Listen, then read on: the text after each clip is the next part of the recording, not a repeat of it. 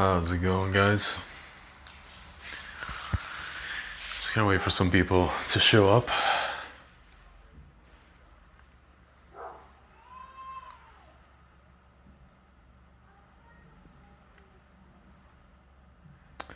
Sunday afternoon, almost evening here in Jerusalem.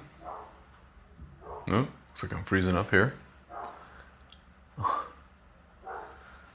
And good morning to some of you guys in New York.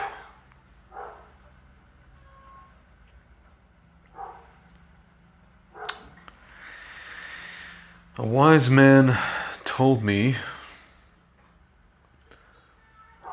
he didn't tell it directly to me, but I felt as if he was speaking directly to me. He said that we're living in a time where there's a lot of people who are basically behaving like sheep. And he said that, you're not going to turn sheep into lions. You're wasting your time. What you can do, since we're living in a time where, basically the things that you see happening in front of you are things that are being perpetrated by, let's make no bones about it, they're very, very evil people. They're very evil people. They're psychopaths, they're sociopaths, they don't believe in life, they don't believe in anything remotely related to life, they don't believe in Hashem, that's for sure. They think that they are gods, they've fashioned themselves into demigods, and yeah, that's basically it. So if we're living in that kind of a, environment, then you basically either have one or two types of people. You have people who follow them, who trust in them, even the people that claim that they're supposedly believe in God and Torah and all these things. And then you have people who don't. And those are the lions, right? But not only are they lions, some of those people, I call them lion cubs. These are people who, they know something's wrong. They can sense with their intuition, with their what we call spidey senses, that something is off. But they are concerned. They went and they got what, because of work, because of a spouse, because of a boyfriend, girlfriend, a roommate, or whomever, some hypochondriac person that they're around. But at the same time, and I met many of these people, they tell me, I wouldn't have done this if not da da da da da. And now they're kind of just looking around and they're saying to themselves, they understand what's going on. Some of them even understand on a deeper level, meaning the science of what's going on. Some of them were even excited about it before and then changed their mind. Very few people like this, but they do exist as well. And these people need to be mehazekt, what we call mehazek. I'm conjugating a Hebrew, verb with a English ending, mehazekt. You mehazek me. Right, it's a very yeshivish way of speaking, but basically it means to strengthen. Mehazek, hazak. Hazak is strength, strong. Hizuk. Give somebody hizuk. So you need to give these people hizuk. Not only hizuk, you need to give them information. These are the people that you're going to be able to speak to. The lions who understand what's going on. Then there are sheep. Then I think there are some people also who are,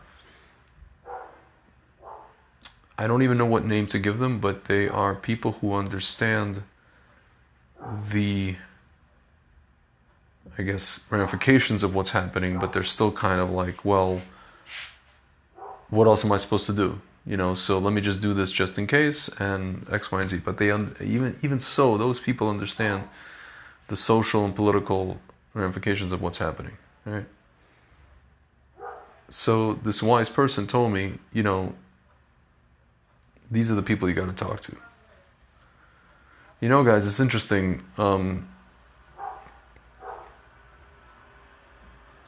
It's funny, like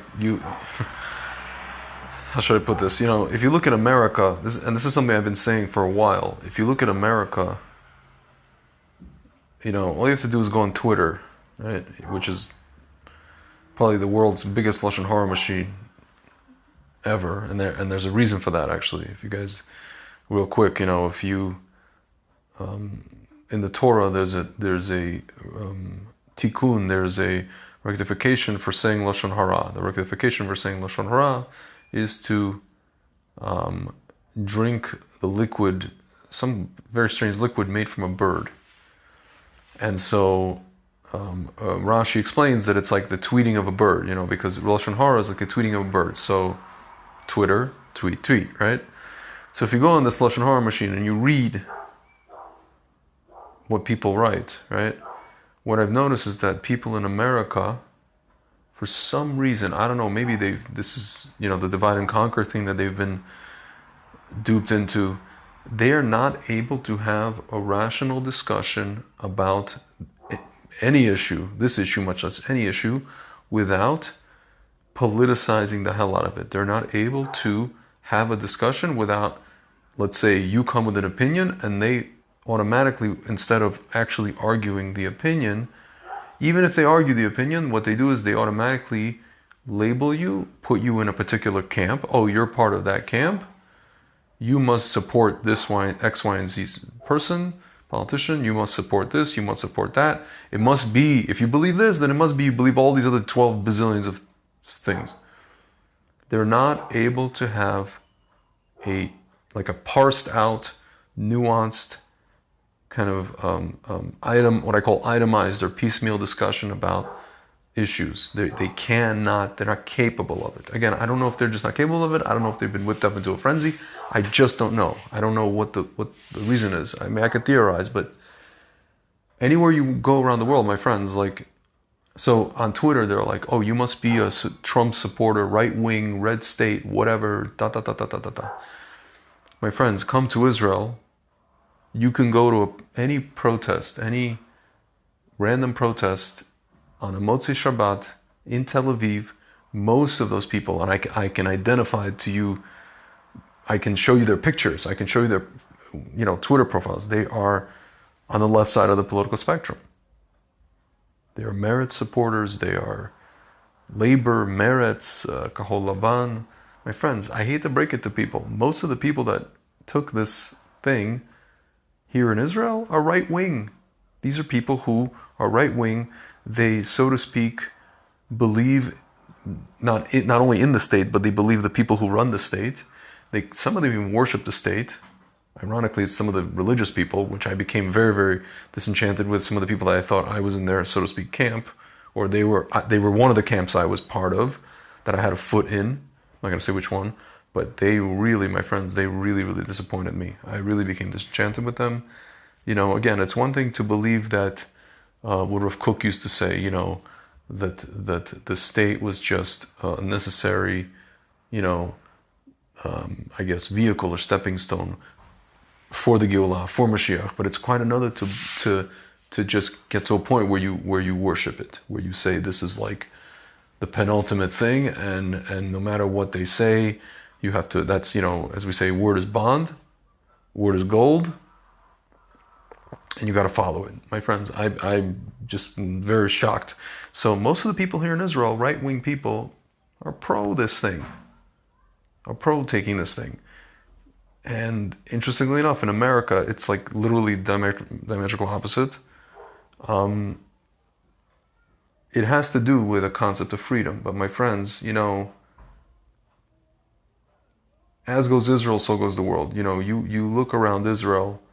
If you really take a look, right, what's going on in Israel, it's actually interesting, there's nothing new under the sun, because you can go to these protests, the ratio of the people who are against this thing versus the people who are already took it, or the people who are staying silent, you're talking about in the few thousands versus millions. And my friends, I don't know if you know, there was a story a long time ago here in Israel of a king by the name of Yoram ben Navat.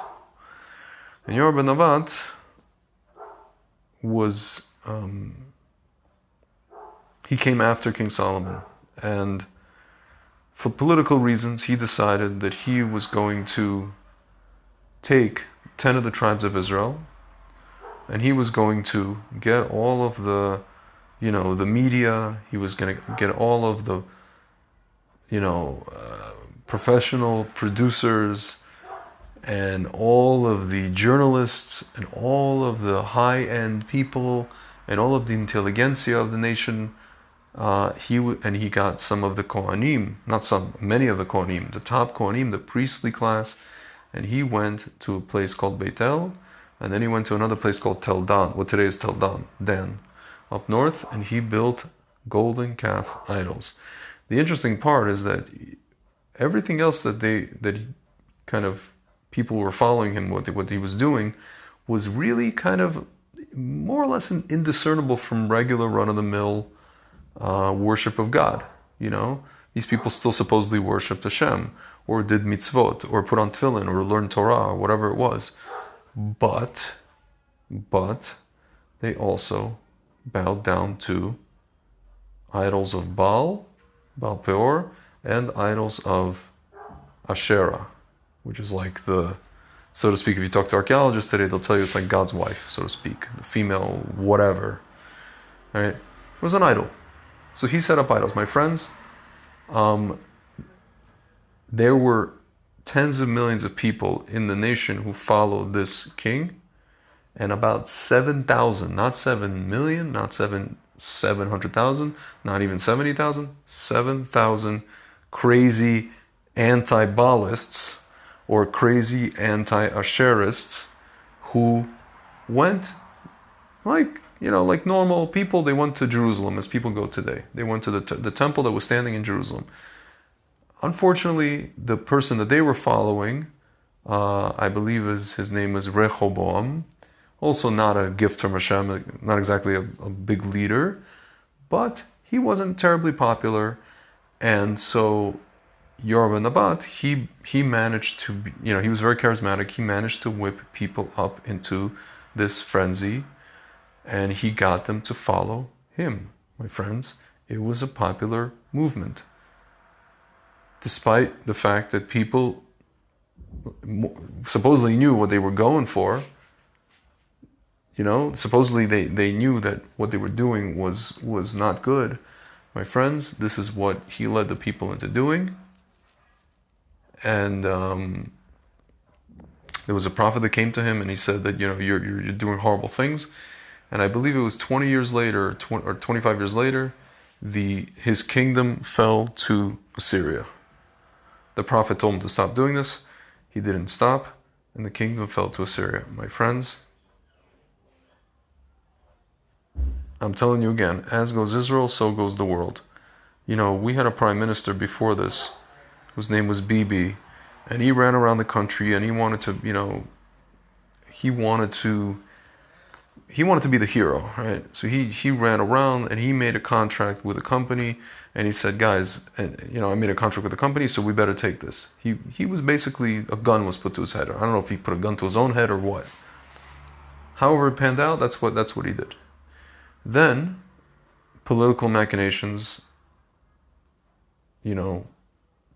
went the way they went, and now we have a guy who basically is repeating the deeds of Yoram ben Navat. The guy is running around. He went to Instagram influencers, telling them how Hashem loves them, and how much they're saving Klal Yisrael, and how much merits they have, and how Hashem is going to shower them with brachot.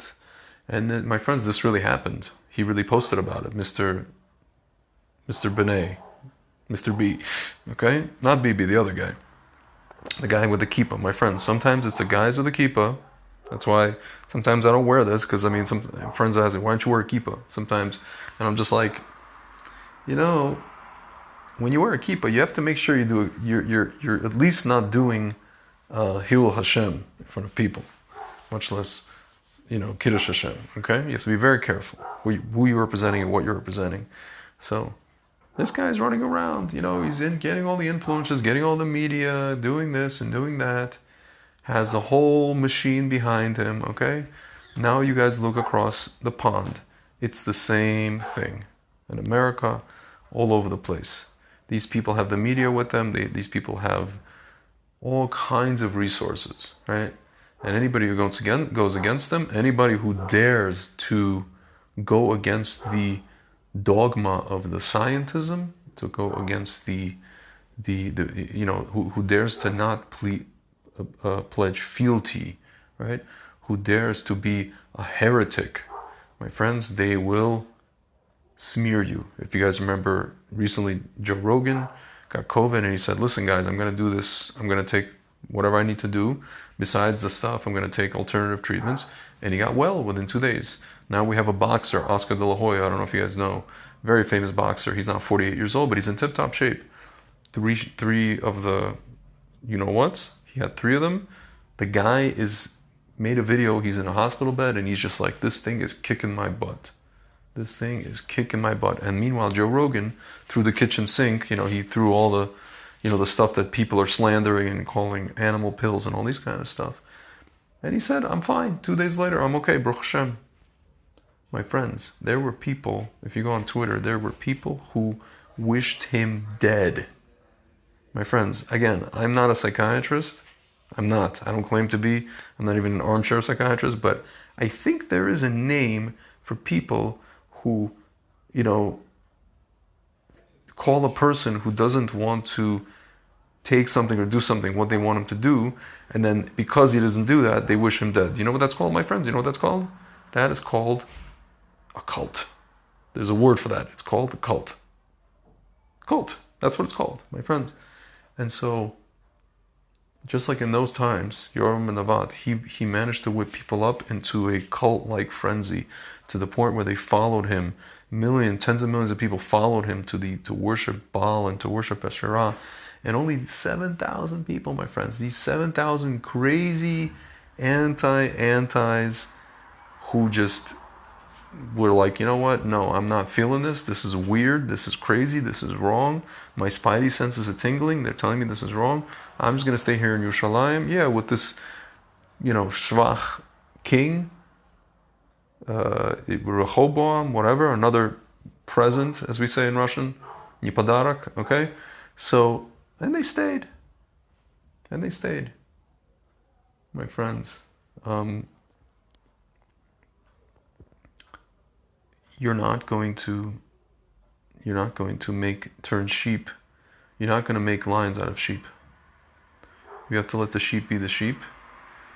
You know, eventually, the sheep. Why? You know, what's the thing about sheep? The sheep will be herded anywhere, or they will go anywhere where they're herded, right? So, once the sheep see something in front of them, to where they understand, okay, this is where I need to be going, that's when they get up and they start walking in that direction. Meaning, you're not going to come to individual sheep, you're not going to come to groups of sheep and say, hey guys, you're sheep, and you know, be individuals and be lions and just do your thing. You know, think for yourself. No, my friends. What's going to have to happen is we're going to have to find all the lions around us, identify all the other lions, mehazik them, strengthen them. And then what happens is, my friends, once we have all these lions around, what we have is called a critical mass of people, to where we can start, you know, showing the people, these sociopaths, these psychopaths, that, you know, we're not to be messed with, right? People are not to be messed with. And then the truth is going to start coming out slowly but sure. It's already coming out. You see, their whole narrative is falling. It's falling, and people are still clinging. The sheep is still clinging. But my friends, I'll tell you, once the whole narrative falls, once the Tower of Babel that they've built falls, the sheep are going to say, wait a minute, maybe there's another direction, and they're going to go in in a mass. They're going to go in a group. They're not going to go as individuals. They're going to say, as a group, okay, you know what? Now it's time to go in this direction because we've been led astray, and we're going to go in a different direction, in a safer direction, in the correct way. My friends, that's really it, because it's a waste of energy. It's a waste of time. I was telling a friend of mine, it makes me sick. It actually makes me physically sick to argue with people who don't want to see what I see, who are either incapable or they took something and they don't want to admit to themselves that they may have made a mistake. Whatever it is, it's just a waste of time. It's a waste of time. You antagonize people. You create negative energy with you and them. It doesn't lead to anything good, especially now, my friends. It's Elul. It's actually almost the end of Elul. It's almost Rosh Hashanah's tomorrow. We just have to let Hashem do his thing. The wise man who told me this, or who I heard this from, said, at the end of the day, this is basically these people who, these sociopaths, these psychopaths, these globalist guys, these whoever they are, think that they're in control. Ultimately, they are puppets of Hashem. And he basically said, this is all, what I call a Mashiach machination. He said, all you have to do, ultimately, is grab your popcorn, sit back, and watch the show unfold. Because, my friends, it's going to unfold. I personally hope that, we learn, so to speak, the easier way rather than the hard way. As I've been saying, multiple shishim, Sat Hashem. But, yeah, guys, find other lions. Find other even lion cubs, people who don't have the language, the vernacular, people who know something is wrong, but they don't know how to express it. They don't know where to look. They don't know who to talk to. They don't know where to turn. They feel alone at their work, with their family. I had a guy watching one of my videos. He messaged me from the States. He's like, hey man, my family has, these channels, CNN and MSNBC, on loop 24/7, intravenously. I'm at work. I don't know what to do. My school is this. They have this policy, such and such. I want to teach. I want to this. Guy doesn't know what to do. Feels alone. One person against, my friends, this is what we have to do. We have to find the other points of light, as, George Bush said. I'm doing a tikkun for George Bush, the original deep state guy, Daddy Bush. 1,000 points of light. Okay? So we have to find 1,000 points of light, maybe more, thousands, millions of points of light, and we have to mehazik them, we have to strengthen them, and that's how we're going to proceed, guys. That's how we're going to proceed. That's how we can best use our energy. Because, trying to wake up the sheep is completely pointless. Alright, guys. So I'm going to try to speak to you guys tomorrow, Zat Hashem, just before Rosh Hashanah. And I'm going to be in the Old City for the first day. And then I'll be back around this area for the second. And then we'll see what happens. Alright, guys. Talk to you soon.